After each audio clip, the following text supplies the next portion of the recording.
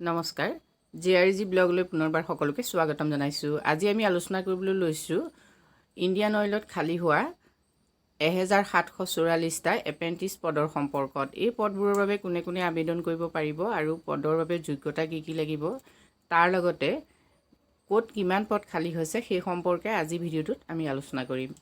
IOCL vacancy details আপোনালোকে চাওক। Organisation হ'ল Indian Oil corporation, name limited IOCL। Post details হ'ল এপ্ৰেণ্টিছ আৰু টোটেল ভেকেঞ্চিছ আছে 1744। চেলাৰী হ'ব IOCLৰ নৰ্মছ মতে। Job location all India. Apply mode হ'ল অনলাইন আৰু IOCL অফিচিয়েল ৱেবছাইটটো আপোনালোকে চাই লওক iocl.com। এই অফিচিয়েল ৱেবছাইটত গৈ আপোনালোকে অনলাইন কৰিব পাৰিব। পোষ্ট নেম চাওক টেকনিচিয়ান এপ্ৰেণ্টিছ।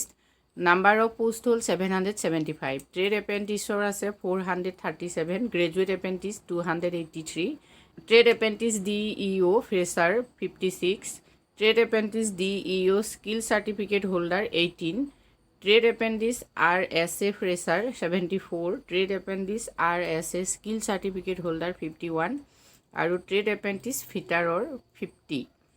ষ্টেট ৱাইজ ক'ত কিমান খালী আছে আপোনালোকে সেই সম্পৰ্কটো চাই লওক। ৱেষ্ট বেংগলত 161, বিহাৰত 43, উৰিষ্যাৰ 63, ঝাৰখণ্ড 28, আসামত আছে 85, ছিকিমত আছে 6, তামিলনাডু 24, কৰ্ণাটক 43, কেৰেলা 42, অন্ধ্ৰপ্ৰদেশ 53, তেলেংগানা 53, দিল্লী 136, হাৰিয়ানা 67, হিমাচল প্ৰদেশ 13, জম্মু কাশ্মীৰ 16, পাঞ্জাৱ 76, চণ্ডীগড় 1, ৰাজস্থান 80, উত্তৰ প্ৰদেশ 221, উত্তৰাখণ্ড 21, মহাৰাষ্ট্ৰ 256, গুজৰাট 74, মধ্যপ্ৰদেশ 77, গোৱাত 8, ছত্তীশগড় 36, দাদৰা নগৰ হাভেলী 4 আৰু দমন এণ্ড ডিউত হ'ল 8। পদসমূহৰ বাবে ইলিজিবিলিটি কি লাগিব আপোনালোকে চাই লওক। টেকনিচিয়ান এপ্ৰেণ্টিছৰ বাবে লাগিব ডিপ্ল'মা। নেক্সট আহিলে ট্ৰেড এপ্ৰেণ্টিছৰ বাবে 10th পাছ হ'লেই হ'ল আৰু ITI চাৰ্টিফিকেট লাগিব।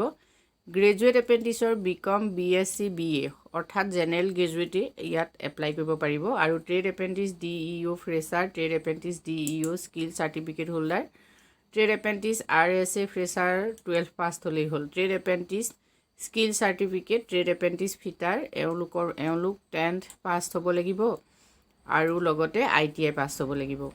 এজ লিমিট চাওক। এজ লিমিট হ'ল as per the Indian Oil Corporation Limited recruitment notification, candidate should have a minimum age 18 to 24 yearsৰ ভিতৰত বয়স হ'ব লাগিব। OBC কেণ্ডিডেটৰ বাবে 3 years ৰিলেক্সেশ্যন থাকিব আৰু SC ST কেণ্ডিডেটৰ বাবে 5 years। PWBD জেনেৰেল কেণ্ডিডেটৰ বাবে 10 years থাকিব। PWBD OBC NCLৰ বাবে 13 years।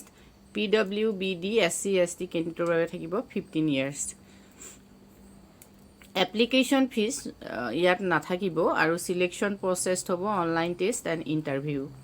পদসমূহৰ বাবে আপোনালোকে কেনেকৈ আবেদন কৰিব? আপোনালোকে প্ৰথমে IOCL ৰিক্ৰুইটমেণ্ট নটিফিকেশ্যনৰখন ভালকৈ পঢ়ি ল'ব আৰু সেই নটিফিকেশ্যনখনতে IOCLৰ যিটো ৱেবছাইট সেই ৱেবছাইট পাব আৰু মই ডেছক্ৰিপশ্যন বক্সতো লিংকটো দি দিম। সেই ৱেবছাইটত গৈ আপোনালোকে এপ্লাই কৰিব পাৰিব। এতিয়া এই পদসমূহৰ বাবে এপ্লাই কৰাৰ লাষ্ট ডেট কি আৰু অনলাইন কেতিয়াৰ পৰা আৰম্ভ হ'ব সেই সম্পৰ্কে চাই লওক।